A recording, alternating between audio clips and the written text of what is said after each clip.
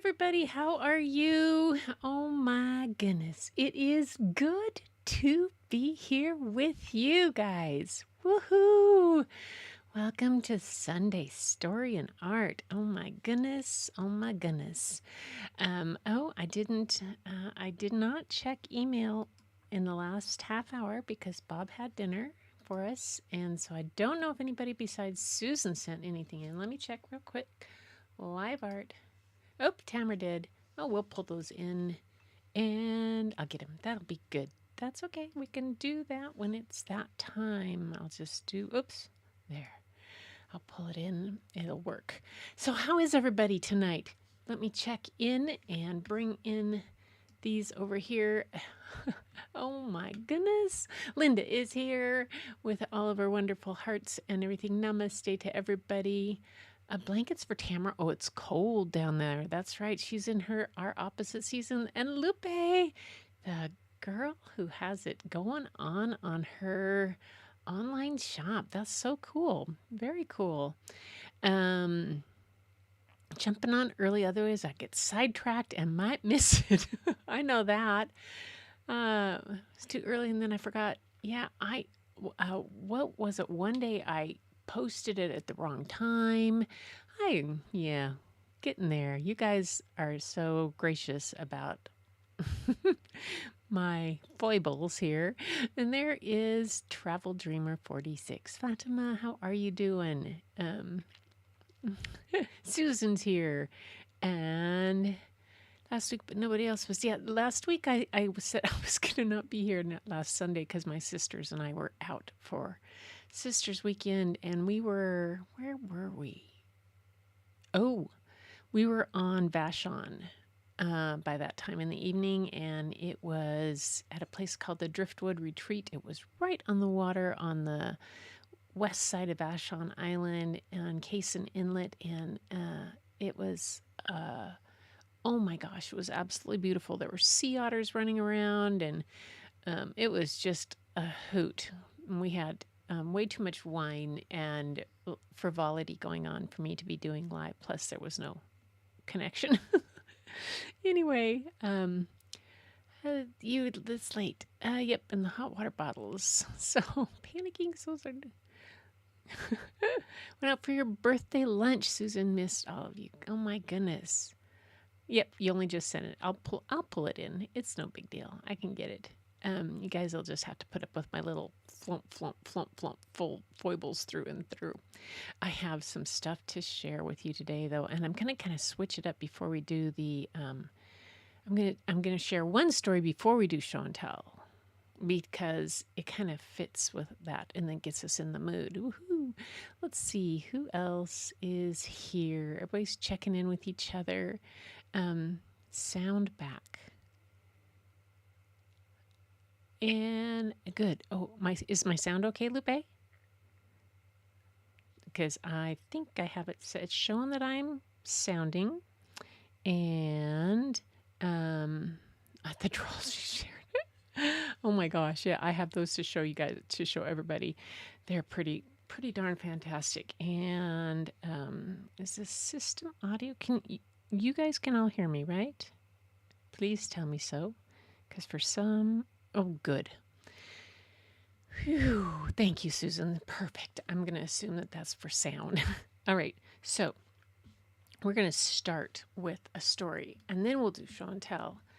And because I wanted to share this little story because it's short, it's cute. And tonight it was about voices and shadows and celebrating differences. And this little book followed that thing I had on Thursday where I said questions. And I read a book by Kobe Yamada called What Do You Do with an Idea? And then I read Maybe. But this is called What If? And I thought it would be a great way to start the whole evening. And there, get me on there. Yay. Yes, there it is. What if? What makes you different makes you amazing. By Sandra Magsamen. So we're going to start with this. It's short. What makes you different makes you amazing. What if your hair was big and orange and really bright? What if one eye was green and the other eye was blue as night? What if you were quiet and very small? What if you were super, super duper tall? Hello. What if your color was unusual and unique in its own way? What if, instead of standing still, you liked to sway? You see, being different is special and can give your spirit a lift. Being different is beautiful and magnificent. It's what makes life a gift. If all of us were exactly alike and totally the same, we'd be boring and dull, and that would be a shame. Everyone is someone special. We are all one of a kind. Just show the world who you are.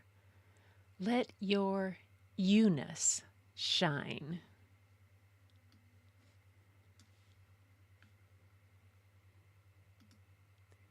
What if your big orange hair was the perfect place to rest a while? What if your quiet nature made you the perfect helper for an injured crocodile? What if the way you like to sway encouraged your friends to have fun, dance, and play? What if being your own colorful made you stand out in the crowd? And seeing you made everyone shout their differences out loud. Being different is really amazing and perfectly okay. Each of us has something to share in our own unique way. So, what if we celebrate each other and what makes us different too? 'Cause today is the perfect day to be exactly and totally you. And that's that little story. I believe that's it. Yes. Sandra Magsamen is a world-renowned artist, author, and designer whose products and ideas have touched millions of lives. Her books and stories are a heartfelt reminder that it's the people and moments in our lives that make life so wonderful. Oh, yes, I so agree with that. And let's see if I can move this here. There we go. Let's see. We have Angie's here. Yay! Angie, it's good to see you. Wow. What if, wow, that is something to, I say a lot when my brain is creating. What if? Yeah. What if? That's another, there's another book called What If that I did not pick up by Kobe Yamada, who wrote What Do You Do with an Idea? And maybe I might still, if I can find it, pick it up. But right now, I'm going to do something. Just hang on. Let me just, I got to pull Tamara's scene up into the area here. There's Tamara's. And then let me go over to my email and pull what she's got. Okay. All of hers. Let's go. And all the way down to here. Oh. supposed to grab all of them. Oh, it's not. Okay, hang on. Gotta go to Tamara's. Well, you guys, okay, there we're gonna go there. Tamara, I don't know if I'll get them in the right order, but we'll try. See what happens. And there.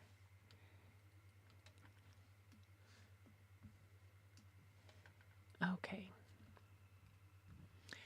Okay, good. All right, so I'm going to go up here. I got to go back to my live preview because I was in preview mode where it doesn't show you what I'm doing behind the scenes. And y'all think I'm just doing normal stuff here. Let me see where I was. I'm right here. And I go back to publish and I go back to live mode. There we go. Yay. Okay. We're good. So it is time for us to head over. What do you... Oh, Tamara, don't worry. Larry has issues. We know, Angie. Bless his heart. Larry is here watching, but having issues chatting. Larry, issues chatting? Oh, my goodness. That's too bad. Larry, you know what? Angie, communicate to Larry just, and if he's hearing this. He mentioned he has that heavy duty sewing machine. I may be dropping by your house to borrow because I got some canvas I'm gonna. But when we get done, progress on the studio. Oh my gosh, I've made 2 trips this week alone to second use in Tacoma. Gotten all kinds of things. This week we've gotten up a couple more panels on the ceiling. Bob and I have to kind of work at it because we get one done. They're 4x8. 4x8 was too much for us to handle on our own, so we cut it in half, and we're doing that. Got those up. Then we got some more walls, the panel on the walls. Got one of those done today. Got some more shelves up. So it's getting there. It's not going in a normal pattern, and it's kind of piecemeal because I'm putting it together with spit and vinegar and whatever I can source at second use or whatever I have laying around. Yeah, so it's kind of a hoot because my Patty was here and she helped me come up with some ideas. But boy, I keep changing my mind. Anyway, so let's get started on show and tell because here we go. Da-da-da.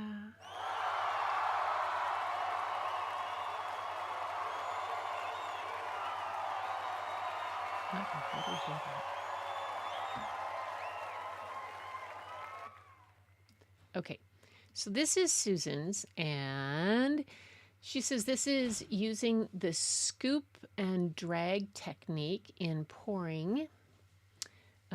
She said, what did she tell me on this one? Yes. The full finished box with close-up of my favorite section. And yeah, I think this is really cool. I love these kind of boxes. I think they just look so wonderful. There we go. Where'd she go? I lost something. I had it. Oh, there it is. I love my program. So you can see it better. So I can see what I'm seeing. So the scoop and drag technique, that's that. Okay, I just started watching some more. I haven't watched fluid art in so long. I've been dropping in. But that's that one where you scoop part up and then you drag it over. I think, does Tara do that? But I haven't. This is really pretty. I love the colors. These are the colors in my living room. Just saying. That was so bad.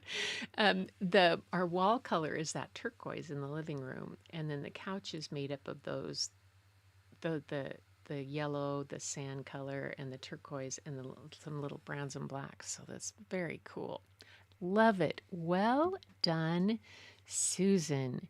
Yay. Now, what do I have next?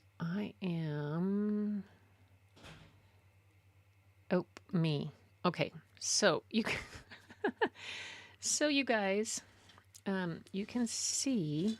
Oh, don't have them. They're right here. This is the before my sisters and I left on our. There we go. On our sisters' weekend, we had to open Patty's present first. See, we all exchange a gift we'd give to each other and type of thing. So Patty's included glasses for us, sunglasses for the weekend. You like mine? Mine are popsicle sticks. So that's that. But I'm going to take them off so that I can see, and then I can show you the rest of the stuff. So that is myself and Sarah next to me, Carolyn, and we're standing at her house, and then Patty. That's in front of a quilt that Carolyn has outside that she made. So then let's see. Then we'll go. Where did we go next? Oh, we went to Port Gamble, and I took pictures of flowers all over the place that were gorgeous. Let's see. Get rid of these two.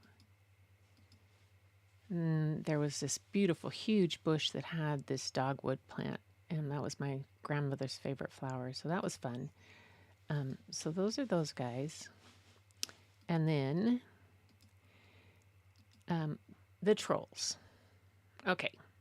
So the trolls, I know I posted some of the pictures and I wanted to give a little more thing. This is I'm sharing my art, but it's also sharing kind of fun. This is the four of us in front of Pia the Peacekeeper. Pia is on Bainbridge Island. The guy, Tambo, I think, is in, and I can't remember. He's done over 100 of these around the world. He's from Denmark, and they're made with different things that are too local to the area. So we're really fortunate that we have about 6 of them up here in the Northwest. And there's 5 of them actually in the greater Seattle area and 1 down in Portland.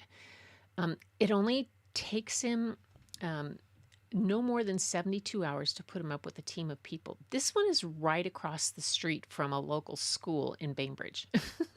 Like literally the parking lot says no school parking. So, but the hair is made of like madrona and different kind of ferns, and there's seashells and stuff. So Pia's not that big, but she's still pretty good size. Pia the Peacekeeper. And then on Vashon is Oscar the Bird King. Now Oscar is huge. He's one of the largest of them. He's over 20 feet tall, and all around him, let me pull it up. See, on his fingernail there, that is a seashell that's on his fingernail, and his toenails are made of seashells. Oopsie. Sorry, I thought I could get it down there and it could show you. There we go. The beard is made of different kind of reeds. This is madrona leaves. He's got a crown of birdhouses, and he's absolutely huge. And he sits in this huge throne. It's all in. So the whole thing, and his eyes. Okay, his eyes follow you. Like if you can, I don't know if you can see if you're on big enough. If you're on your phone, you can't see. But in his eye, the artist used larger flathead nails, 2 of them in each eye to make it the catch light. And so it looks like when you walk around, it looks like he's following you. It's very spooky, but it's very cool.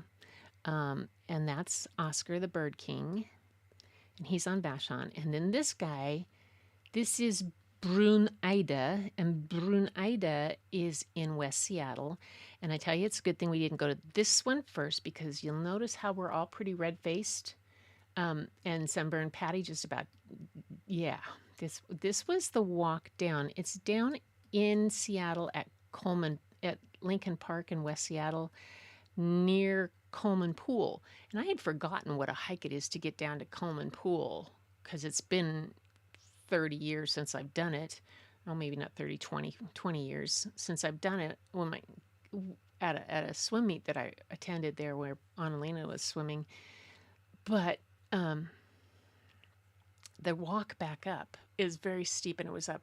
Well, Carolyn, the accountant, of course, counted the stairs. She stopped counting at 459 or 452, something like that. And then we said, stop. And then we still had quite a ways to go. Patty thought we were trying to kill her, all that kind of stuff. Sarah, I'm just such a trooper that she managed it. She was feeling pretty crap.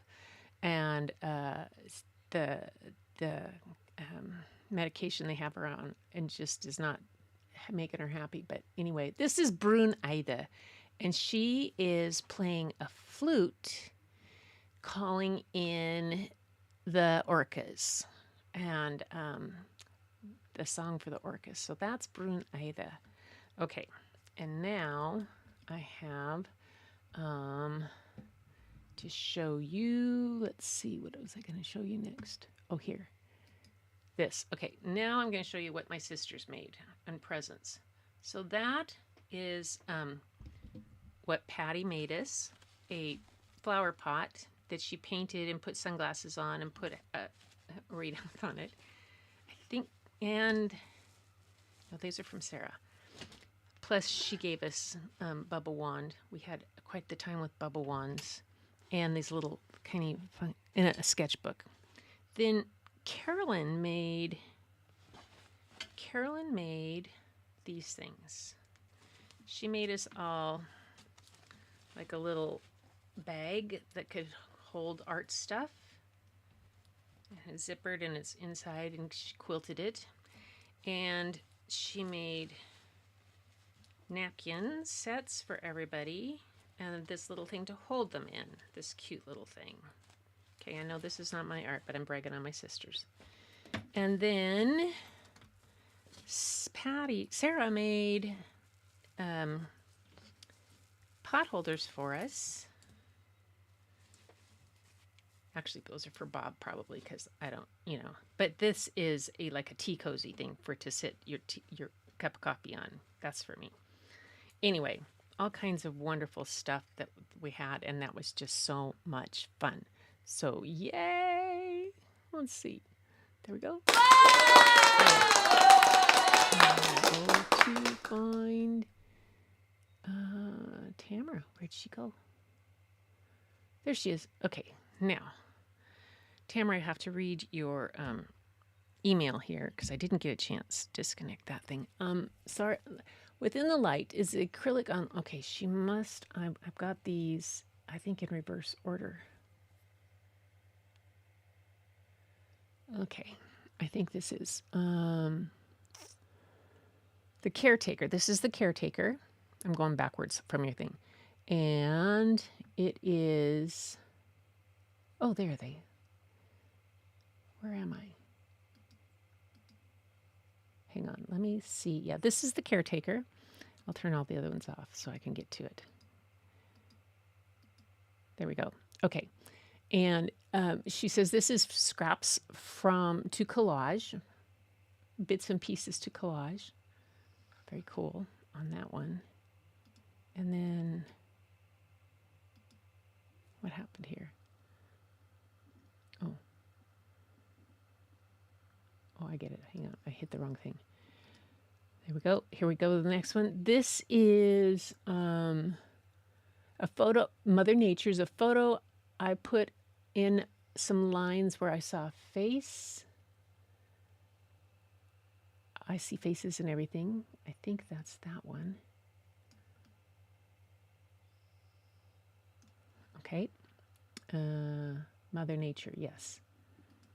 And then this one is macro from Within the Lights. Within the Light is acrylic on large canvas, 120 by 90 centimeters. It was playing with crackle medium and never used it before, so this is my first time trying it out. The base is darkish blue with gray blue, white rubbed and dry brushed over the top. Then I did the close-up macro photos to show. Okay, so this is the close-up macro. I'm going backwards because I'm just backwards. And then this is the original. There's the full piece. Very cool. I love this. Oh, I love it. And then That's the macro. Am I going backwards?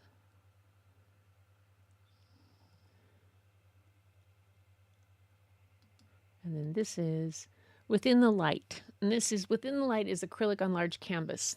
Oh, this is the one where she was playing with Crackle Medium. Oh, I get it. Look at this. I love this. This is really pretty, Tamara. This is one of my favorites. The way the mountains and you built it up, it really is. It's acrylic on large, Crackle Medium. This is one. The basis, close-up macro photos. Oh, okay. So these, come on. These are the close-up macro photos to show the texturing of Within the Light. Oh, I get it. Now I get it. See, I'm a little slow. There we go. Woohoo! Tamara, beautiful. Yay! Okay. And then go back to here. That's it. Yep. Yay.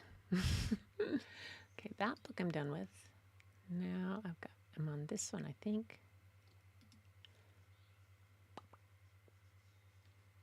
There. Yes. All right.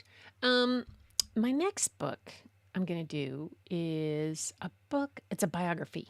All right. What do you do with a voice? And this is one about Barbara Jordan, and it's by Chris Barton and Yakua Holmes.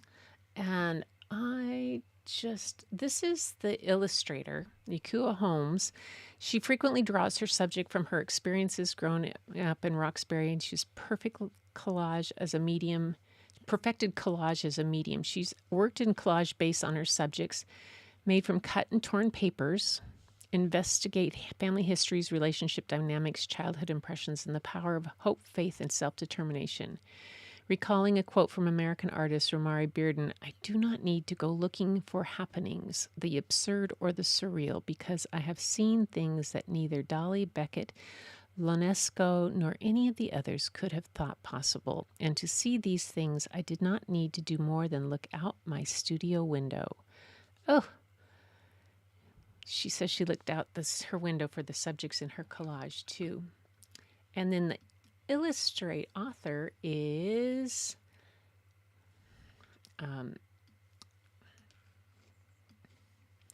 Chris Barton, and he's an author of more than 20 published books for young readers. His books, fiction and nonfiction, have been celebrated on more than 24 U.S. states and received national honors. So he's got the Dayglow Brothers. That looks like fun. He's done a fair amount of books. I saw his books. I've read, I think I read Whoosh to You. And I'm not sure what else I have. But tonight I'm going to read What Do You Do with a Voice? The story of extraordinary Congresswoman Barbara Jordan. Okay, let me put Patty's thing to the side. And before I start, I'm going to check in with the chat here. What's normal? I don't see. All right. Yes, Susan's beautiful. Thank you. Susan, that box was absolutely gorgeous. I've been watching those, some of those furniture redos. I think, oh my gosh, that would be fun to do. But the sisters. Sisters are so... We have just too much fun. Yeah. I am so tall. Yeah. Yes, I am the tall one. I am 5'11". So I am tall. I'm the tallest of all of them. And yeah. So you can tell those trolls are no short stuffs. They're meant to be stay there, and as they deteriorate, they don't maintain them. They don't need anything. Although he did have one that sits on the shoreline in Puerto Rico, and it was destroyed by Hurricane Maria, and he went and rebuilt it. So you can. Oh, so cool. Yes, it's really special. Hey, Larry's able to chat now. Larry, Larry, are you out of the chat jail? What happened? Did you get put in YouTube, you know, timeout or something? Oh no. Anyway, wonderful. Yes, gorgeous. Like antique lace, so pretty. All right. Okay, good. How tall is Bob then? Bob is 6'1". Yeah, 6'1". He used to be 6'2". He's shrinking a little bit. I'm probably closer to 5'10.5" now. Maybe. Yeah. So yeah, that's the way it goes. It's just it we my dad always said he grows them big out there. It's the soil. And we just kind of sprouted up. But here we go with what do you do with a voice? And let me put that right there in the middle. The story of extraordinary Congresswoman Barbara Jordan. I don't know if any of you guys ever heard her speak or have ever heard things. It was one of those things in our speech communication classes. She was one of the individuals that you went back and you listened to because her voice was such that, gosh, it just commanded attention, and she did not waste words. Growing up in the 5th Ward of Houston, Texas, Barbara Jordan stood out. She may have looked like other kids. She may have acted like other kids. But she sure didn't sound like other kids. Not with that voice of hers. That voice. That big, bold, booming, clear, crisp, confident voice. It caused folks to sit right up, stand up straight, and take notice. What do you do with a voice like that? Well, first you give that voice something to say. Barbara recited poetry at church. She memorized speeches for school. She entered oratory contests and in 1952 won a trip to Chicago, the first time she'd ever left Texas. Barbara was proud of herself and proud of her voice. It was laying a path for her. But where would that path lead? On Sunday evenings, Barbara would talk things over with Grandpa Patton. Would she become a preacher like her father and like her mother could have been? Or a teacher, like those who encouraged her at Phyllis Wheatley High? Or perhaps she'd become a lawyer. Not many black women had achieved that, but one who had done so visited Wheatley and gave a stirring speech. Barbara was inspired. Being a lawyer would be a marvelous use of her voice. But before that can happen, what's the next thing you do with a voice like that? You give it more knowledge to work with. College opened Barbara's eyes to how the country was changing and how it wasn't. She learned how to find facts for herself, debate important issues, defend good ideas, and dismantle bad ones. Her law classes challenged her more than anything she'd known. She hid her struggles from her classmates, studying long and hard and out of sight. And when she graduated, yes, Barbara became a lawyer. But being a lawyer bored her. She used a typewriter and a pen a lot more than she did her voice, and there was not enough work to occupy her time or her mind. There was, however, lots of political work that needed doing. In 1960, America was not as free or as fair a place as it could be. Barbara believed that politics could change that, so she got involved. One night, a scheduled speaker was absent and Barbara was asked if she would fill in. She said yes. The audience loved her. They trusted her. Most important, they were inspired to do something, to get out and vote, and to help round up others and get them to vote. Her voice had made a difference. Barbara, bitten by the political bug, as she later put it, knew just what to do with a voice like that. She put it to public use. Barbara wanted more justice and more equality. She knew that these things began with more citizens sharing their voices with their representatives in government. To make sure they got heard, Barbara decided to run for political office herself.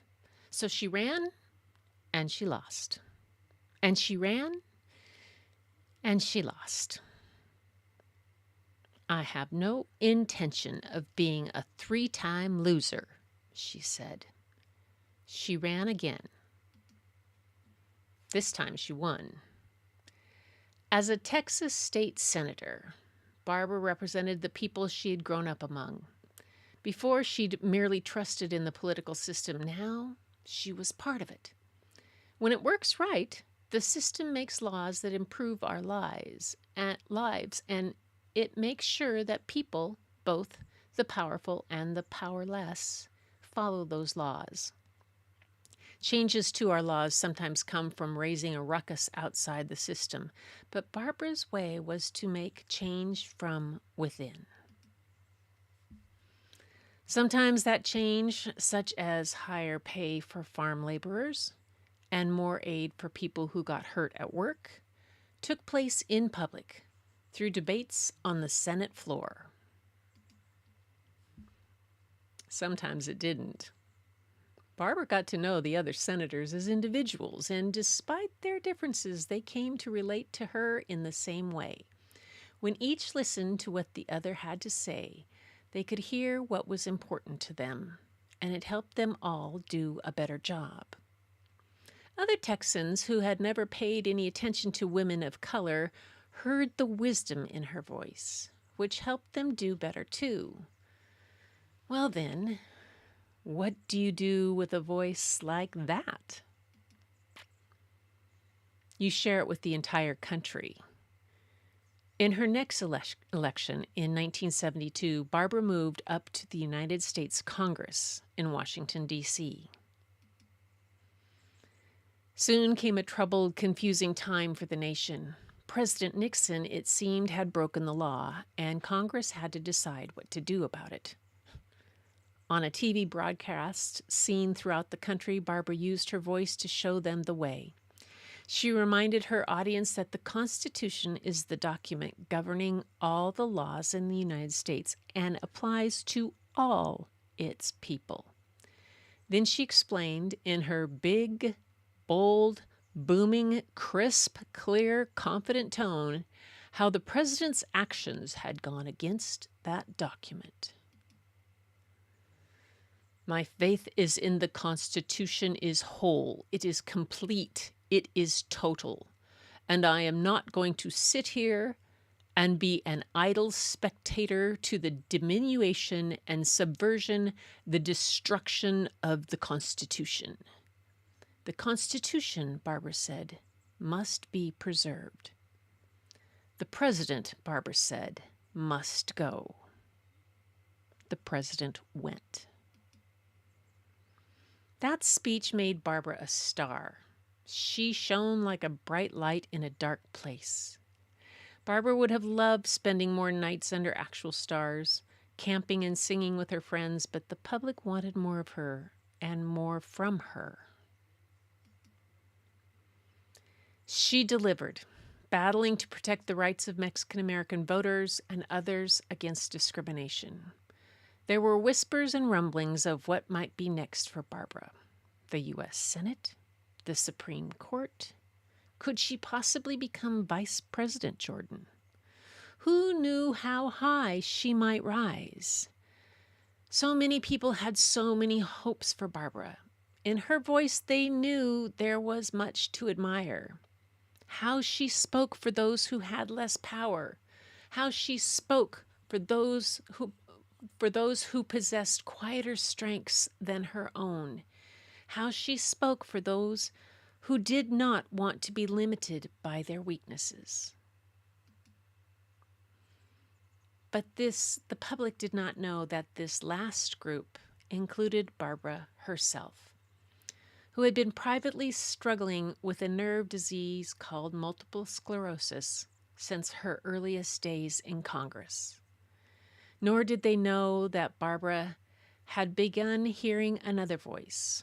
The other voice was an inner voice. It instructed her that the right place for Barbara Jordan was not in any of the roles that the public had in mind. It told Barbara that the right place for her now was as a citizen back home in Texas. What do you do with a voice like that? Even as her body failed her, Barbara's mind grew ever wiser, and she heeded what she heard. She went home. There, she became a teacher. College students who intended to put their own voices to public use lined up for the chance to learn from her. In her classroom, you can bet that they sat right up, stood up straight, and took notice of the values she imparted: equality, justice, trust. Barbara used her voice to instruct and implore and inspire them not to just get out and do something, but to do the right thing. And when the occasion called for it, say at a basketball game with students such as those she taught, students like Barbara herself once had been, she even used her voice to raise a ruckus. Barbara Jordan's former students still move among us, striving to do work that would have made her proud, hearing echoes of her words as they try to make life better for all of us. For when has been silenced, what do we do with a voice like that?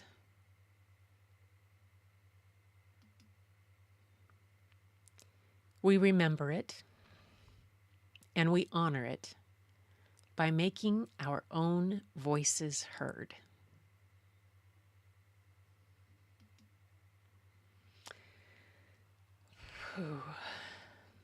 The author's note: I began work on this book in 2013, and the years since have been tumultuous ones for the United States. In response to the news of the day, I occasionally ask myself, what would Barbara Jordan do? On one side of Barbara Jordan's tombstone in my home city of Austin, Texas, is the word patriot. The other side says teacher. I am sorry that her years in each role were cut short. How I wish she had lived to become an octogenarian, dispensing the pragmatic insight, moral clarity, and vision of a common good that we and our leaders need today. But I am so thankful for the many former students of hers and for the public servants and regular citizens that they have influenced and inspired.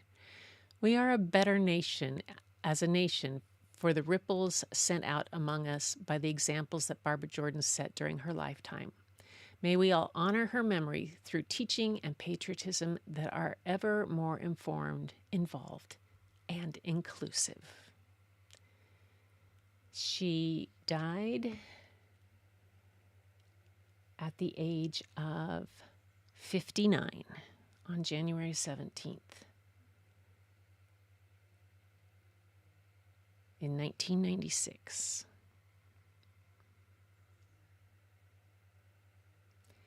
It said that President Clinton spoke at her funeral, and he said, when Barbara Jordan talked, we listened. She got the Congressional Medal of Freedom.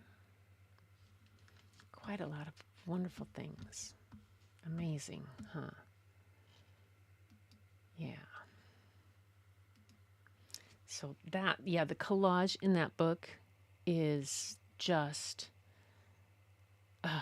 so fabulous. Uh, yeah. Amen, Linda. You bet we do. Like this get thrown to the worst place for the.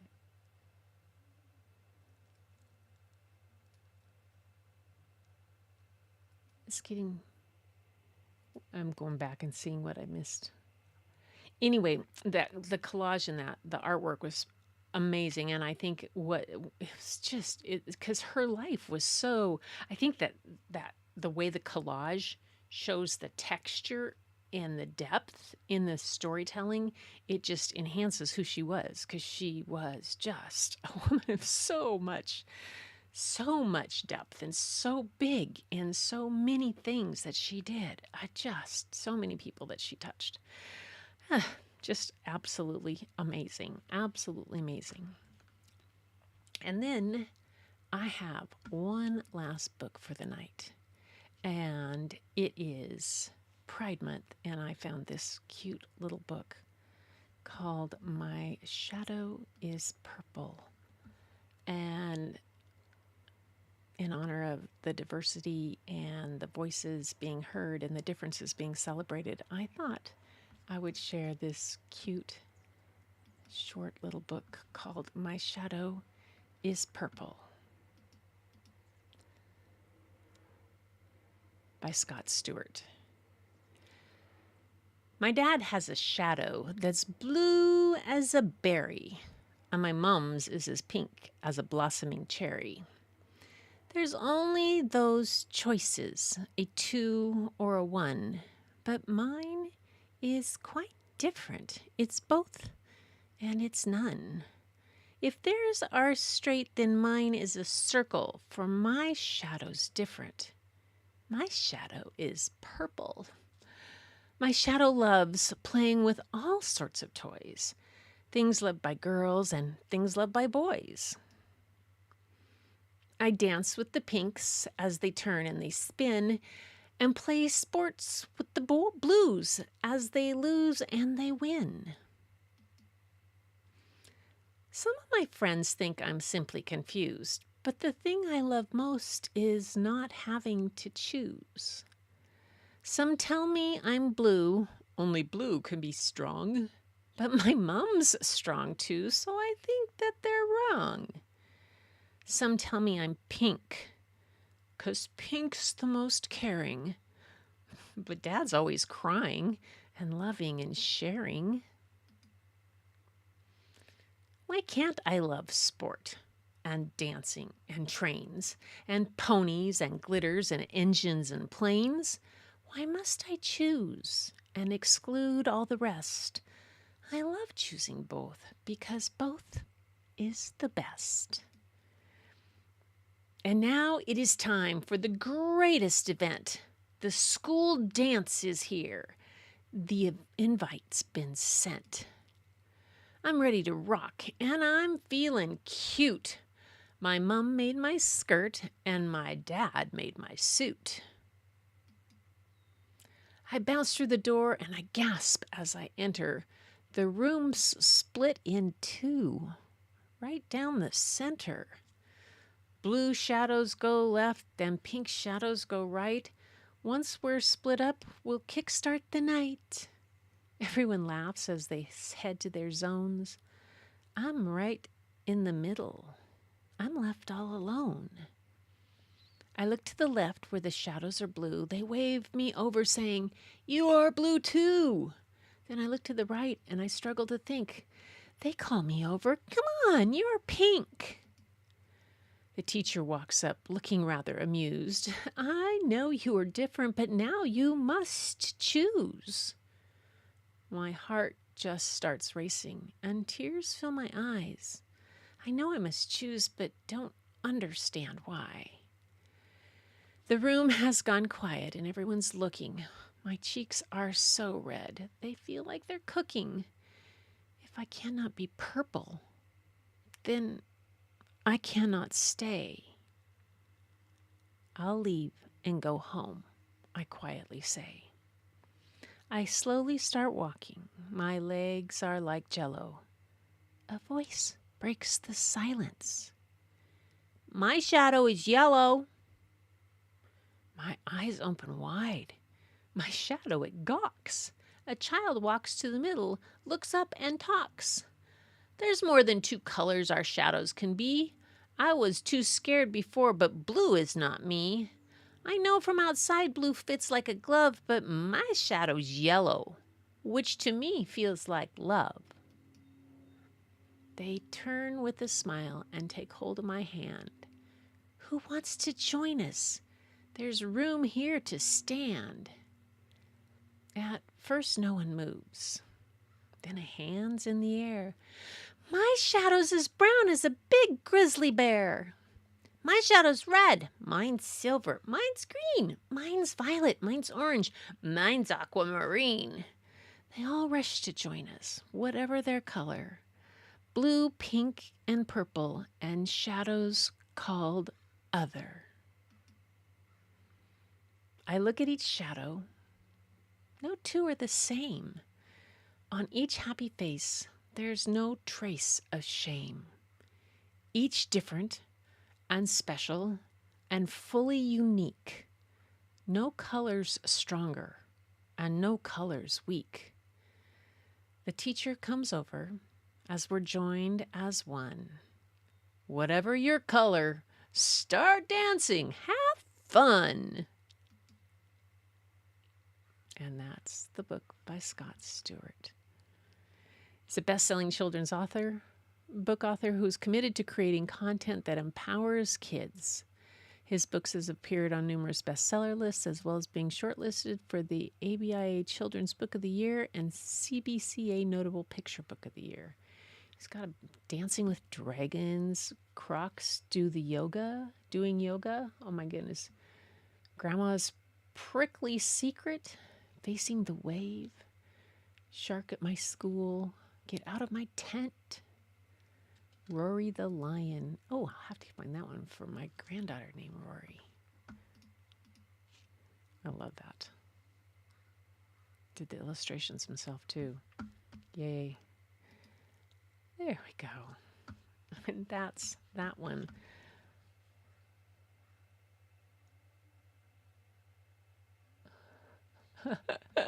Oh, Fatima, you thought I was 5'4"? No, I haven't been 5'4" for a long time. I've been this tall since 7th grade. Oh, it gets up. Just kidding. Let's see. I'm just reading here. I'm going to pull my so I can see you guys here. I'm just reading all the things. You love the art collage. Yes, women step up to the call. My heart is pumping extra hard. Wow, what an awesome book. The collage is so good. Yay. Concise and well written. A life well lived. Yes, she did. Barbara Jordan was an amazing person. She's one of the people that I think I'm going to encourage Layla to, when she's looking at that point of people to do, amazing women to do reports about. There's so many of them out there. My friend Alicia, that does the Gumbo newsletter, and has been celebrating people, especially women, African American women in different roles. I keep sending her books and things. She's like, how come you know all these? I always love the stories you choose. Learn so much about trailblazers of our country. Yeah. You bring the best. Thanks. Oh, thank you. Thank you, Tamara. That's really nice. One would be turquoise or green. This is the best audiobook channel. You guys were on the night that Lala's son, Lala was on, my friend in the Philippines, and her son was in the room, and he said, Mom, that's a nice audiobook. I thought it was an audiobook. That's funny. Anyway, once again, you selected wonderful books for us to enjoy. That is my goal. My goal is to have wonderful books that you enjoy, that the art inspires you, and the stories fill your bucket. fill your bucket and sometimes find ways that we open our eyes to things that we don't always see. And, yeah, sending you an email coming soon. Oh, yay.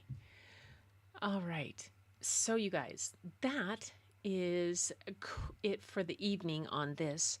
Thursday, I will be back with more books. I have a stack full of books. I've been to the library. I got books when I went to the to Arizona, and I still haven't read those.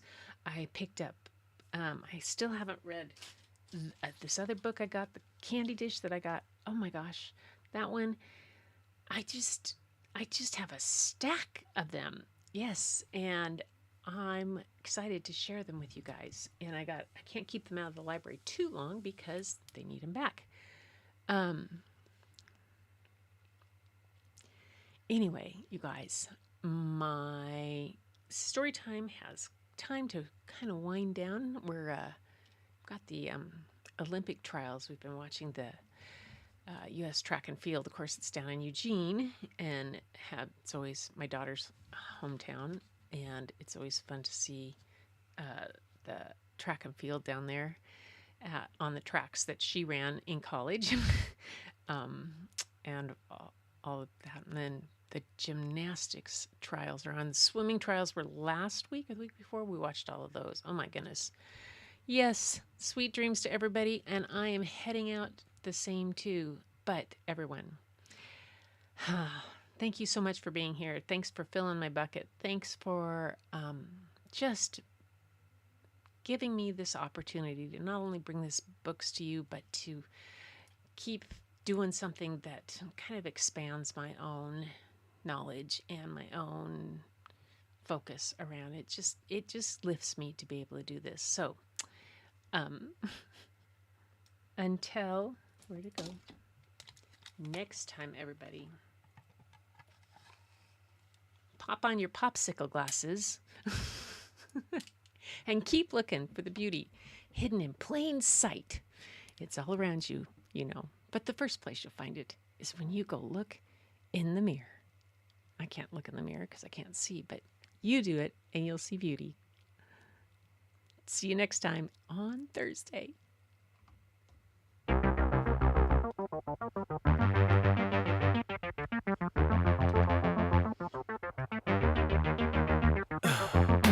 In the heat of the night, we could get lost in all the lights and sounds. Feeling alright, we won't go home, we will just stay here downtown. There's not just stars on the boulevard, they're in the light in your eyes. Oh, we don't need no black cards, I just need you by my side. We could be shameless, famous, running cool, with a love that leaves us weightless. Ooh, drop dead gorgeous, wow. Ooh, you got me feeling starstruck too. We could be famous, we could be famous. You blow my mind, looking like a model, better than the usual. Yeah, you don't even try, not average or typical. I put you on a pedestal.